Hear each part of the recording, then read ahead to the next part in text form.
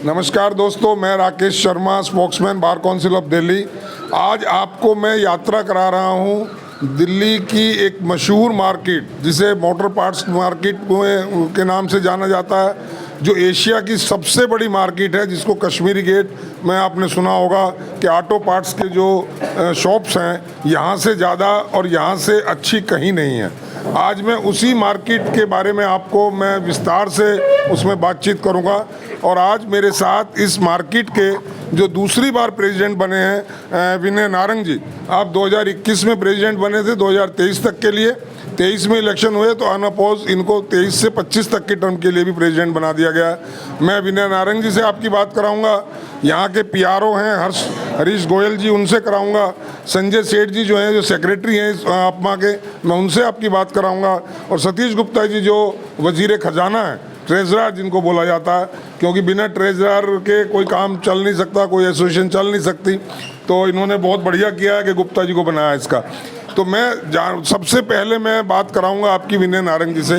नारंग जी, आपका बहुत बहुत स्वागत है। मैं सीधा आपसे बात करूंगा यहाँ से शुरुआत कि 1966 में ये एसोसिएशंस बनी थी और ये मार्केट जहाँ तक मेरी नॉलेज है अंग्रेज़ों के टाइम में भी थी और 1950 से तो यहाँ काफ़ी दुकानें आ गई थी। तो तब से लेके आज तक इस मार्केट का अपना एक मुकाम इसने हासिल किया है। और मैं समझता हूँ कि कार से लेकर के ट्रक, बस, जितने भी मोटर पार्ट्स के जो पार्ट्स हैं वो यहाँ अवेलेबल हैं। तो इस मार्केट में बीइंग प्रेसिडेंट आप कैसा महसूस करते हैं? सबसे पहले तो राकेश जी, आपका शुक्रिया कि आज आपने हमारी मार्केट को और हमें इस लायक समझा कि इंटरव्यू लिया जाए। So nice of you. अभी आपने जो सवाल किया है, इस मार्केट में एज ए प्रेसिडेंट बहुत अच्छा मेरा एक्सपीरियंस रहा एक आम दुकानदार का। क्योंकि मैं अगर अपनी बात करूं तो मेरे कोई रूट्स मोटर पार्ट्स में नहीं थे। मैं एक नौकरी पेशा, पिताजी मेरे नौकरी पेशा थे और इस मुकाम तक मैं पहुंचा हूं। दुकान मैंने खोली थी क्योंकि मैंने नौकरी नहीं करनी थी, एक अपना जज्बा था कि व्यापार करना है। और उसके बाद जो मार्केट ने मेरे को सपोर्ट किया है, क्योंकि हम व्यापारी के हकों के लिए लड़ते हैं और लड़ के कोशिश करते हैं कि हमें सक्सेस मिले, जो कि मिलती भी है। तो बहुत अच्छा महसूस कर रहा हूँ जिस मुकाम पे मैं पहुँचा हूँ और कामना करता हूँ कि मैं इसी तरह से व्यापारियों के हक के लिए लड़ता रहूँ और काम करता रहूँ। नारंग जी, मेरी नॉलेज के हिसाब से लगभग 25,000 शॉप्स यहाँ हैं और आपकी इस एसोसिएशन में 6,000 के करीब मेंबर हैं। तो इतने सारे मेंबर्स को सेटिस्फाई करना और इतनी सारी शॉप्स की, मैं समझता हूँ बहुत सारी प्रॉब्लम्स भी डे बाय डे आती होंगी। तो डे टू डे प्रॉब्लम्स को किस तरह से आप मीट आउट करते हैं? देखिए, इंडिया ही नहीं बल्कि एशिया की सबसे बड़ी मोटर पार्ट्स की मंडी है ये। 25,000 दुकानें, मतलब 25,000 GST नंबर और अलग अलग किस्म की दुकानें। छोटी कार, जो गाड़ियाँ आप चलाते हैं उनका सामान, बस का सामान, ट्रैक्टर का सामान, मशीनरी का सामान, बसों का सामान इत्यादि। तो बहुत बड़ी मंडी है ये और इसमें अलग अलग व्यवसाय से, अलग अलग लाइन से लोग जुड़े हुए हैं। और हमारी एसोसिएशन का दायित्व है कि मोरी गेट से लेके और GPO तक ये करीबन 2.5 किलोमीटर का रेडियस है, जिसमें करीबन 25,000 दुकानें हैं। उन दुकानों की प्रॉब्लम्स को सॉर्ट आउट करना और उन दुकानों का समन्वय बना के चलना अच्छा लगता है। किस तरह की प्रॉब्लम्स ज़्यादा आती हैं? प्रॉब्लम देखिए, हमें जो सबसे ज़्यादा आ रही हैं दिल्ली 6 में जो दिक्कत आती हैं टॉयलेट्स की। अब हर काम का ढर्रा बदलता जा रहा है, लेडीज़ भी आती जा रही हैं। दिल्ली 6 की तरफ ना ही दिल्ली सरकार पूरी तरह से ध्यान कर रही है, ना ही सेंट्रल गवर्नमेंट पूरी तरह से ध्यान कर रही है। यहाँ हमें बेसिक फैसिलिटीज़ नहीं हैं। दूसरी बात जो प्रॉब्लम आ रही है, हम यहाँ के वोटर नहीं हैं।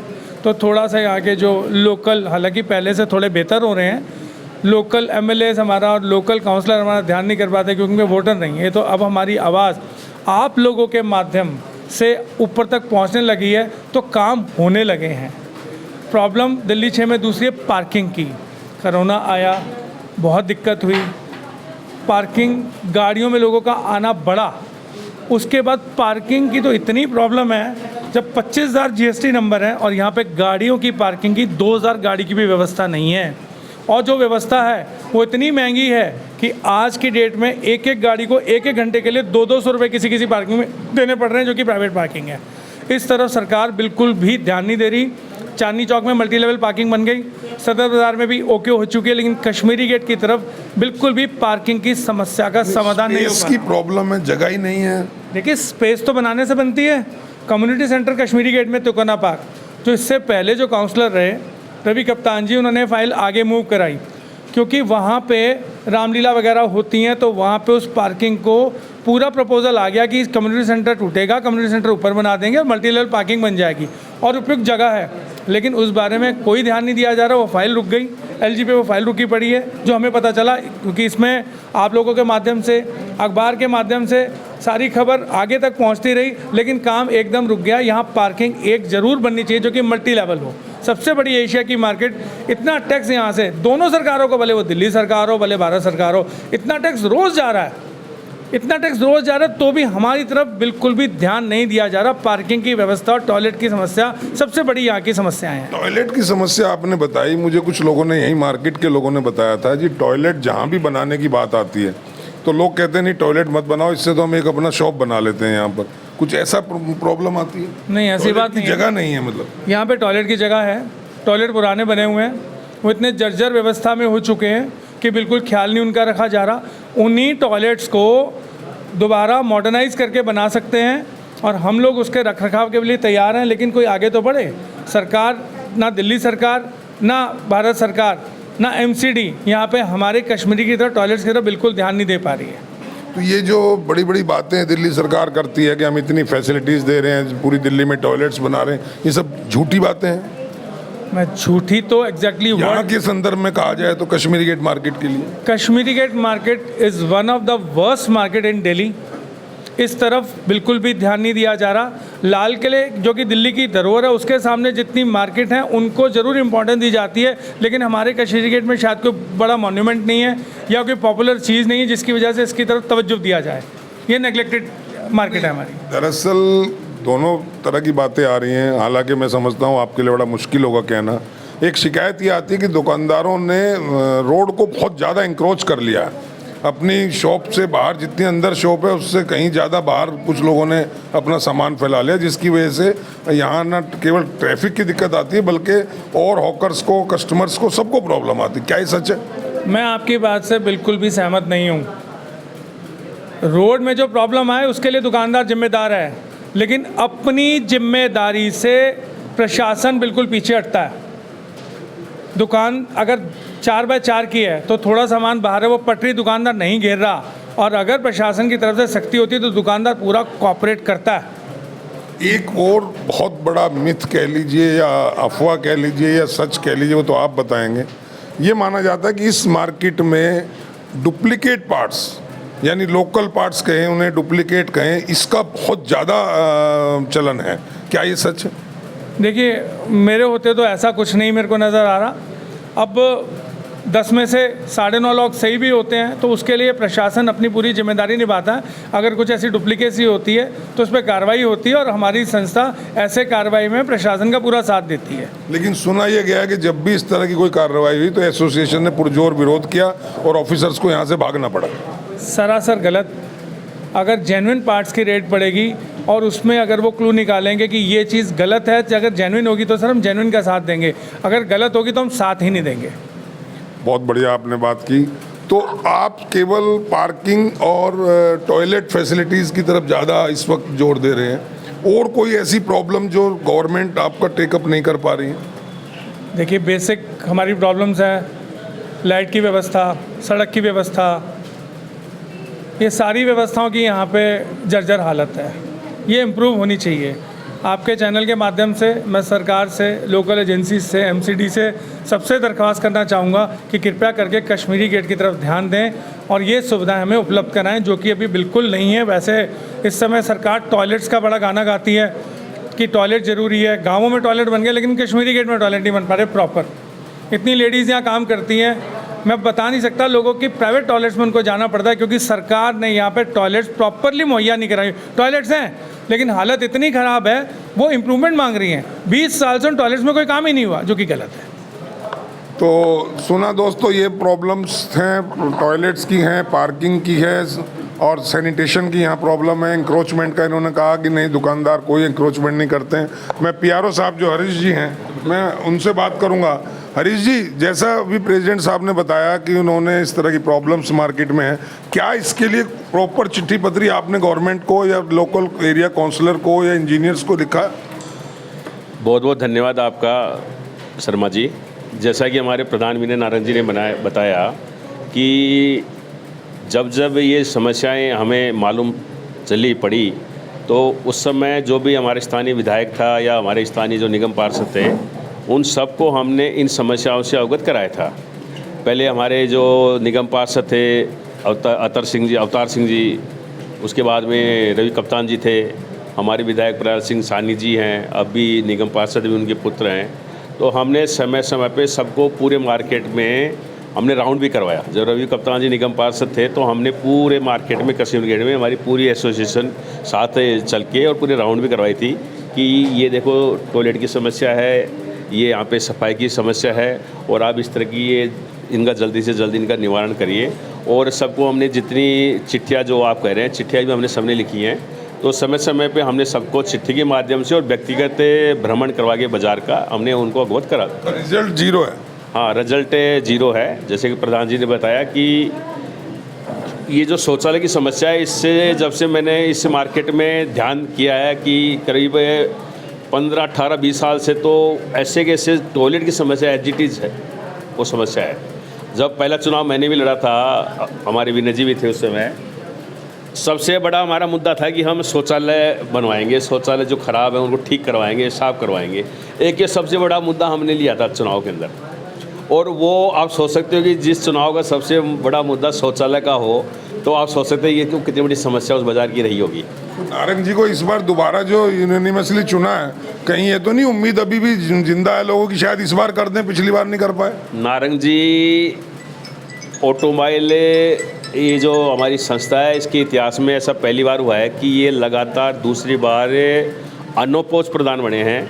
ये अनोपोज प्रधान इसलिए दोबारा बने हैं, नहीं तो इससे पहले हमेशा यहाँ पे चुनाव होते थे, 2 टीमें लड़ती थी, लेकिन अनोपोज इसलिए बने कि इन्होंने अपने पिछले कार्यकाल में जो 2021 से 23 के बीच में था, इन्होंने बहुत काम किए।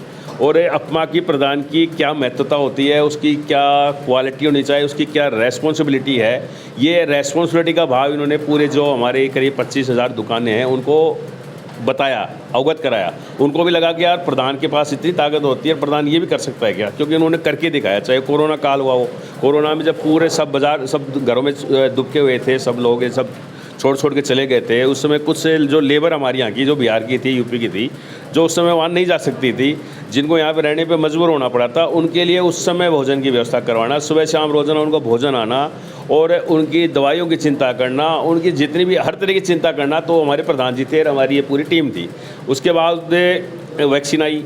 अब वैक्सीन हम सब पढ़े लिखे लोग तो हॉस्पिटल में जा कर के अपनी वैक्सीन लगवा सकते हैं, लेकिन जो ये गरीब तबका है, जो हमारा स्टाफ है, झिल्ली वाले हैं, ठेले वाले हैं, इनकी कौन चिंता करेगा।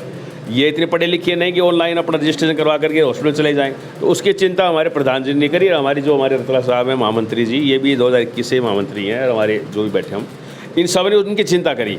वैक्सीनेशन कैंप लगाए, 2000 से ऊपर लोगों ने अपनी वैक्सीन लगवाई। तो वो जो इन्होंने काम किया अपने कार्यकाल में, और हेल्थ चेकअप कैंप लगवाए, तो इनके कार्यकाल में जो रहा, इन्हीं के कारण उनको दोबारा इनको इस बार भी अनोपोज बनाया। तो पूरा कश्मीरी गेट को ऐसा लगता है कि ये जो संस्था है इस समय नहीं, इस संस्था में जो इस समय ये जो गवर्निंग काउंसिल अच्छा काम करे, दमदार है। और ज़रूर ये जो समस्या बताई इन्होंने, इन समस्याओं का समाधान ज़रूर 2025 से पहले इनके कार्यकाल में सभी दूर होगी। मेरे साथ सेक्रेटरी संजय सेठ जी हैं, अपमा के जो सेक्रेटरी हैं, मैं उनके पास भी लिए चलता हूं आपको। सेठ जी, आपका भी वेलकम है। अभी जो हरीश जी ने बताया और जो नारंग साहब ने बताया, ये जो सरकारी मशीनरी जो सुन नहीं रही है, डीफ एंड डम बैठ गई है, जैसा टॉयलेट्स का है, तो क्या इसके लिए कोई ऐसा नहीं हो सकता आपकी एसोसिएशन के बिहाफ पे कोई धरना प्रदर्शन कोई ऐसा किया जाए ताकि उनकी नींद खुले और वो कुछ करें? सर, धरना प्रदर्शन से तो कोई एक्चुअली बात बनती नहीं है हमारी। हमने बहुत बार कोशिश करी है इस चीज़ की, परंतु वो सब इग्नोर कर रहे हैं। दोनों सरकारों के बीच में झगड़े हैं, उस झगड़े के चक्कर में हम पीछे जा रहे हैं, आम आदमी पीछा जा रहा है इधर, क्योंकि हम लोग बहुत परेशान हैं। एक किसी लेडीज़ को अगर हमारे पास में सर्विस करने में रखना है तो हम रख नहीं पा रहे हैं उनको, क्योंकि इतनी ज़्यादा समस्या है। अच्छा, पार्किंग की समस्या इतनी ज़बरदस्त है ना कि गाड़ी हर कोई ना कोई लेके चला जाता है गाड़ी, कोई मार के चला जाता है, साइड में गाड़ी करनी पड़ती है, पुलिस वाले आके। वो तो समस्या बताई अभी प्रेसिडेंट साहब ने और पीआरओ साहब ने बताई। मैं ये जानना चाह रहा हूँ, क्या संस्था ऐसा कोई प्लान नहीं कर सकती कि जा करके एलजी ऑफिस पे या सीएम ऑफिस में, क्योंकि सेंट्रल गवर्नमेंट का इसमें कोई काम नहीं, ये तो दिल्ली का काम है, जो टॉयलेट फैसिलिटी है या पार्किंग फैसिलिटी है या और सिक्योरिटी की फैसिलिटी है, सैनिटेशन है, लोकल है। तो इसके लिए कोई ऐसा ज़बरदस्त कुछ उनको मेमोरेंडम दे करके और कोई एजिटेशन करने नहीं किया जा सकता? सर वो किया जा सकता है, परंतु अभी प्रॉब्लम वही है कि वो यही बताते हैं कि सर हमारे को पैसे वहाँ से मिलने नहीं है, ये कहते हैं हमारे को पैसे वहाँ से प्राप्त नहीं हुए हैं। दोनों के बीच में आपस में इनकी इतनी ज़्यादा खींचतान चल रही है कि आम आदमी पिसा जा रहा है सर। तो ये सेक्रेटरी साहब ने बताया कि दोनों सरकारें, केंद्र और दिल्ली सरकार, आपस में समन्वय नहीं बना पा रही है और इसमें आम आदमी यानी कि कश्मीर गेट मार्केट पिस रही है। मैं इन यहाँ के सतीश गुप्ता जो ट्रेजरर हैं, जैसे मैंने कहा वजीर खजाना, आपका स्वागत है सतीश जी। अभी सेक्रेटरी साहब को भी आपने सुना। मैं जानना चाह रहा हूँ कि 6000 आपके मेंबर हैं और मेंबरशिप फीस भी होगी। अगर आप एक अपील कर दें कि अगर सरकार नहीं सुन रही है, कुछ पैसा जो टॉयलेट में लग सकता है उसकी फैसिलिटी को बढ़ाने में, अगर आप अपनी तरफ से करें तो शायद ये दिल्ली में पूरी एक मिसाल बन जाएगी और एक तमाचा लगेगा सरकारी मशीनरी को कि इन लोगों ने अपने आप से किया। धन्यवाद आपका। पहले तो मैं राकेश जी का धन्यवाद कहूँ, लेकिन उन्होंने जो प्रश्न कराया है उसके लिए सर, ये सरकार के जो काम है टॉयलेट की और जो पार्किंग की समस्या है, ये सरकारी ज़्यादा करके हम लोग सबसे आग्रह करके इतना फंड नहीं इकट्ठा कर पाएंगे कि जो ये कोई 1,50,000 रुपये का काम नहीं है जो सब दुकानदारों से हम इसका डोनेशन लेके करा लें। इसके लिए जगह भी ये सरकार उपलब्ध कराएगी। आज जैसे कि हमारे एमएलए साहब आए, उन्होंने कहा कि मैं टॉयलेट बनवा दूंगा लेकिन उसका रख रखाव आपको कराना पड़ेगा, उस चीज़ के लिए हम तैयार हैं। इसी प्रकार अगर पार्किंग अगर सरकार बनवाए या टॉयलेट और बनवा के दे तो हम उसमें सरकार का साथ नहीं, जो टॉयलेट्स ऑलरेडी बने हुए हैं उनको तो हम साफ करा ही रहे हैं जी। अगर रिन्यूएट करा जाए 10-5 लाख रुपए में या 20 लाख में, तो मैं समझता हूँ 6000 मेंबर्स के लिए ज़्यादा नहीं है। नहीं, वो कोई ज़्यादा नहीं है, लेकिन उसमें जी हम अपने रख रखाव तो अपने पास से करा ही रहे हैं। और हमारे जो पीआरओ साहब से अभी जैसे उन्होंने भी कहा, हम चिट्ठी लिखते रहते हैं जल विभाग को भी और सब, लेकिन इतनी समस्याएँ हैं कि हम अपने आप में परेशान हो जाते हैं। हमने बाकायदा जमादार रखवा रखे हैं जो डेली सफाई करते हैं टॉयलेटों की। और आप हमारी वीडियो वगैरह देखें तो हमने बहुत कुछ काम करा, लेकिन सरकार कुछ सुनती नहीं है। लेकिन हम अपना पूरा सहयोग दुकानदारों से कह के करवाते हैं जी समय पर। जी हालांकि मुझे पूछना नहीं चाहिए, आपके पास कितना फंड है मार्केट एसोसिएशन में? बहुत कम फंड है जी, है ही नहीं फंड, आगे बराबर है जो हमारे पास। नहीं जाता है कि इस मार्केट में एक से एक बड़े बड़े सेठ बैठे, बहुत बड़े बड़े बिजनेस पूरी इंडिया में बिजनेस करते हैं, पूरे इंडिया के अब्रॉड तक करते हैं, तो आपके पास तो फंड की कोई कमी होनी नहीं चाहिए। सर ऐसा कोई नहीं है जी, आप इस बारे में, क्योंकि हमने तो अभी इस साल नहीं डिस्क्लोज की बात नहीं जी, डिस्क्लोज नहीं दे रहे, चार्ज हमने लिया है। लेकिन उससे हमारे का देखिए, जो हमारे पास एफडी वगैरह हम यहाँ पर संस्था में हमारे पास जितना फंड आता है उससे हम एक अपनी डिस्पेंसरी भी चलाते हैं, उसमें हम जो फंड इकट्ठा करते हैं उससे हम गरीब आदमी जितने हमारे जो वर्कर वगैरह हैं यहाँ के 101 आदमी रोज़ हमारे यहाँ से दवाई वगैरह लेके जाते हैं, वो सब खर्चा भी उठाते हैं और ये सब हम अपने पास से ही करते हैं। बहुत बड़ी, बहुत बड़ी। तो सुना दोस्तों, जो अब मैं उसी मसले पर आ रहा हूँ और मैं अध्यक्ष जी से बात करूँगा कि यहाँ बहुत बड़ी तादाद में जो दुकानों को, तो आपने सुना 25,000 दुकानें हैं, लेकिन उनमें काम करने वाले, जैसा पीआरओ साहब ने कहा, झल्ली वाले, रिक्शा वाले, जो टॉडलर हैं, जो काम सामान उठाने वाले और सामान को पैकिंग करने वाले, वो जो तबका है उसकी किस तरीके से आप लोग केयर करते हैं, उसके बारे में ज़रा अध्यक्ष जी बताएं। उससे पहले अभी आप ट्रेजरर साहब से सवाल कर रहे थे, मैं उसका जवाब दे दूं। फंड के बारे में? बिल्कुल, फंड के बारे में, क्योंकि पूरी दिल्ली को ये मालूम है, पूरे देश को, कि जो यहाँ मार्केट में शॉप लिए बैठे हैं वो सब बहुत बड़े बड़े करोड़पति हैं, कोई कम नहीं। तो उनके लिए बहुत छोटी सी बात है किसी टॉयलेट को, इवन एक ही आदमी टॉयलेट बनवा दे। ऐसे ऐसे लोग भी आपके एसोसिएशन में हैं, मैं नाम नहीं ले रहा हूँ लेकिन हैं। देखिए सर, ऐसा राकेश जी, सवाल आपने किया, मैं जवाब उसका प्रॉपर दे रहा हूँ। प्रॉब्लम ये आ रही है कि हमारे पास फंड नहीं है। कोरोना में दोनों साल जितनी हमारे पे एफडीसी सब टूट गई। करीबन 3,000 लोग यहाँ पे रुके हुए थे, यहाँ से लेके मोरी गेट तक, ये पूरा एरिया 2.5 किलोमीटर का है जी। सबको खाना खिलाना, वो हमारी संस्था का फंड ज़ीरो हो गया। उसके बाद सारा छिड़काव, कम से कम जब मार्केटें खुलती तो उनका छिड़काव सरकार को कराना चाहिए था, भले वो एमसीडी थी, भले वो दिल्ली सरकार थी, दोनों पीछे हट गई। हमने खुद छिड़काव कराया, अपमा के स्टाफ ने छिड़काव किया, वो पैसा लगता है जी केमिकल, 2-4 में स्पॉन्सर भी मिले। उसके बाद जो सबसे अहम बात है, अपमा मशहूर है, अपमा डिस्पेंसरी के लिए भी जो हमारी एसोसिएशन है वो डिस्पेंसरी चलाती है, जहाँ पे एक MBBS डॉक्टर कार्यरत हैं और करीबन 40 से 50 पेशेंट रोज़ आते हैं यहाँ पे। तो दवाई का खर्चा, वो सारा जितनी हमारी कलेक्शन थी, जितनी हमारे पुराने फंडिंग थी, सब कोरोना में ख़त्म हो गई। कुछ ना कुछ स्कीम ऐसी आनी चाहिए थी कि सरकारों को, एसोसिएशन को, जिनकी कोरोना में पैसे लगे, फाइनेंस करना चाहिए था, कुछ ऋण देना चाहिए था या कुछ स्पॉन्सर करना चाहिए था। सरकारें पीछे हट गई। सरकार कहती है जो वोटर है उसका कल्याण कर दो, लेकिन जो हमारी मार्केट से टैक्स आ रहा है ना, वो बेकार हैं लोग, उनकी कभी मदद नहीं करनी। आप जो कह रहे हैं करोड़पति लोग होंगे, लखपति लोग होंगे सर, लेकिन जब हम फंडिंग के लिए जाते हैं ना, पहले हमें सर्कुलर में भी ऐड मिला करता था, कोरोना के बाद वो ऐड आने भी बंद हो गए। हर बंदे का कहीं ना कहीं नुकसान हुआ है जी। और मोटर पार्ट्स व्यापारी प्रताड़ित है, क्यों? जो जेन्युइन पार्ट्स है वो इतना सस्ता हो चुका है, उसकी कंपनियों के आउटलेट हर जगह खुल चुके हैं, हमारे पार्ट्स की जो डिमांड है वो कम हुई है। आज हमारा सामान कहाँ बिक रहा है? हमारा सामान सिर्फ टैक्सी वाले ले रहे हैं दुकानदार से, नहीं तो आज आपकी अपनी गाड़ी भी होगी ना, मास पे जाएंगे। मास का मतलब है क्या? Company authorise service station. Company authorise service station में कहाँ से सामान आएगा? कंपनी से। सर, कश्मीरी गेट के व्यापारी को पूछा नहीं जा रहा। पिछले 6 साल से काम में डिटोरिएशन हुई है, लेकिन सर तब भी टैक्स का पैसा GST आने के बाद दोनों सरकारों में बटा और हमारी मार्केट के लिए कुछ भी नहीं किया जा रहा। सर, टॉयलेट एक बनवाना आप मजाक समझते हैं, उसमें लाखों रुपए की लागत है। हम मेंटेन करने को तैयार है, वो भी हमें पता है कि मेंटेनेंस के लिए हमने हाँ कर दिया, कैसे भी करके कराएंगे, किसी का बोर्ड लगवाएंगे, किसी स्पॉन्सरशिप लेंगे, कैसे भी कराएंगे सर। लेकिन आज की डेट में संस्था के लिए टॉयलेट बनवाना बड़ा मुश्किल है। तो सुना दोस्तों, ये थी कुछ शिकायतें और कुछ सुझाव, लेकिन अफसोस इस बात का है कि एशिया की सबसे बड़ी मार्केट में टॉयलेट जो बेसिक फैसिलिटी है वो नहीं है। ऐसी सरकारों को क्या कहा जाए, चाहे वो दिल्ली सरकार हो, चाहे वो कॉरपोरेशन हो, चाहे वो केंद्र की सरकार, केंद्र भी यहीं बैठी है, और ऐसी सरकारों के चलते हुए दिल्ली की नाक, दिल्ली 6 का इतना बड़ा मार्केट जहाँ 25,000 शॉप्स हैं, उनकी इस तरह अनदेखी केवल और केवल जो यहाँ के अध्यक्ष जी ने बताया कि उसका एक रीज़न इनकी समझ में आता है कि they are not the voters of this area, कि वो यहाँ के वोटर्स नहीं है, इसलिए उन्हें परवाह नहीं है। अगर ये वोटर्स यहाँ के होते तो शायद ये टॉयलेट फैसिलिटी और फैसिलिटी मिल गई होती। लेकिन मैं इस अपने चैनल YMO के माध्यम से सोई हुई सरकार को जगाने का एक प्रयास कर रहा हूँ। जो अधिकारी इस वीडियो को सुन रहे हैं, जो इस बातचीत को सुन रहे हैं, वो जाग जाएं। मैं समझता हूँ कि इसके बाद इनका जो स्टेप होगा वो कुछ ऐसा होगा कि लोग शर्म के मारे आप लोगों को डूब मरना पड़ेगा। मैं कहूँगा बहुत गलत बात बोल रहा हूँ, लेकिन अगर आप किसी को बेसिक फैसिलिटी नहीं दे सकते दिल्ली शहर में, तो आपको सरकार में बने रहने का कोई हक नहीं है।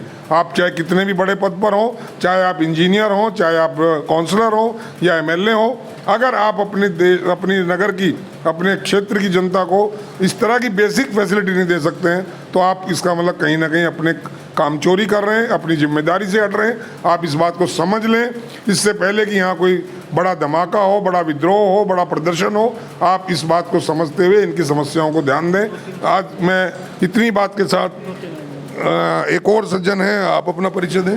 मैं अजय सेठिया, ये अपमा गवर्निंग काउंसिल का मेंबर। दो तीन बातें मैं बोलूँगा। एक तो हमारे मार्केट में जो हमारे प्रधान जी ने भी बताया, सबने बताया टॉयलेट की, और वो अब इतनी बड़ी समस्या बन गई है कि हर दुकान में कंप्यूटर है। GST आने के बाद में, कंप्यूटर आने के बाद में हर दुकान में लेडीज स्टाफ रहने लग गए, जो हमारी बहन बेटियाँ ही हैं। एक एक दुकान में 2-2, 3-3 लड़कियां काम करती है। उनको इतनी परेशानी है कि मतलब आप अगर यहाँ पर एक दिन भी रहें तो आपको अनुभव हो जाएगा कैसी दिक्कत आ रही है। दूसरी बात मैं बोलूँगा, हमारे वायरिंग की भी समस्या यहाँ पर है, इलेक्ट्रिसिटी की सब जगह लटकी पड़ी है और कोई केयर रख रखाव नहीं हो रहा है।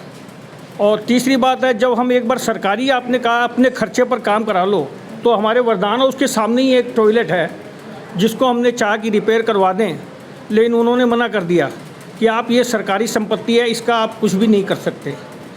जो भी करेंगे हम लोग इसका बनाएंगे। टूटी पड़ी है, दीवारें टूटी पड़ी है, छत गिरने वाली है उसकी। कोई पेशाब करते हुए, टॉयलेट करते हुए आदमी गिर जाए उसके ऊपर गिर जाए तो वहीं पर साफ़ हो जाए, ऐसी कंडीशन में छत पड़ी है। लेकिन उन्होंने साफ मना कर दिया, जो भी करेंगे हम लोग करेंगे, आप लोग सरकारी संपत्ति को हाथ नहीं लगा सकते, उसकी रिपेयरिंग आप नहीं करा सकते। ठीक है, इसके लिए सेक्रेटरी साहब कुछ आप कहेंगे, कुछ चिट्ठी लिखे होंगे? सर मैं ना अभी जो बात करना चाह रहा हूँ वो है जीएसटी के माध्यम से, कि जीएसटी का प्रॉब्लम्स इतना ज़्यादा हो गया है हमारे कि 3 स्लैब हमें बनाया हुआ है, 18, 28 और 12। तो उसमें है ना कन्फ्यूज़न, बहुत ज़्यादा कन्फ्यूज़न है और गवर्नमेंट को हिमसेल्फ पता नहीं चल रहा है कि ये प्रोडक्ट किस में जाना चाहिए, 18 में जाना चाहिए, 28 में जाना चाहिए, हम खुद कंफ्यूज हैं।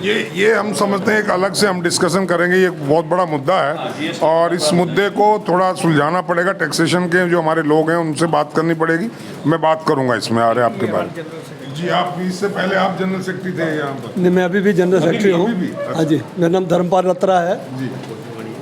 ये मुद्दे साहब भी आपने सुने हैं, लेकिन उससे भी ज़्यादा एक मुद्दा है।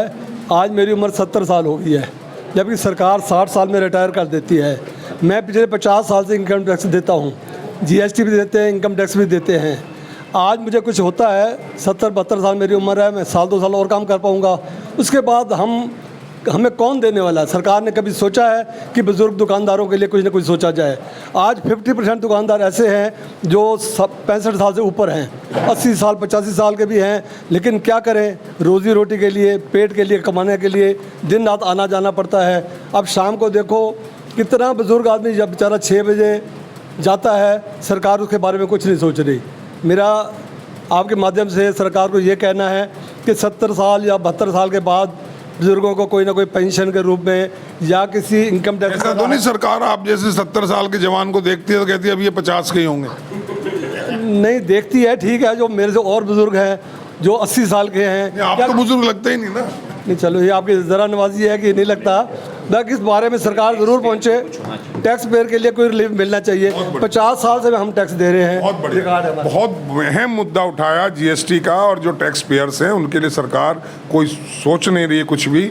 उनके बुजुर्ग होने के बाद उनकी किसी भी तरह की कोई इमदाद की कोई बात हो, ऐसा कहीं नज़र नहीं आ रहा है। इसके बारे में हम एक बार और दोबारा से विस्तार से चर्चा करेंगे। दोस्तों, आज आपने समस्याएं सुनी इतनी बड़ी मार्केट की, यहाँ के लोगों के विचार सुने, एसोसिएशन के बारे में आपको मैंने बताया, और मैं इसी तरह और इन मुद्दों पर दोबारा बात करूँगा। आज के लिए दोस्तों इतना ही। जय हिंद, जय भारत।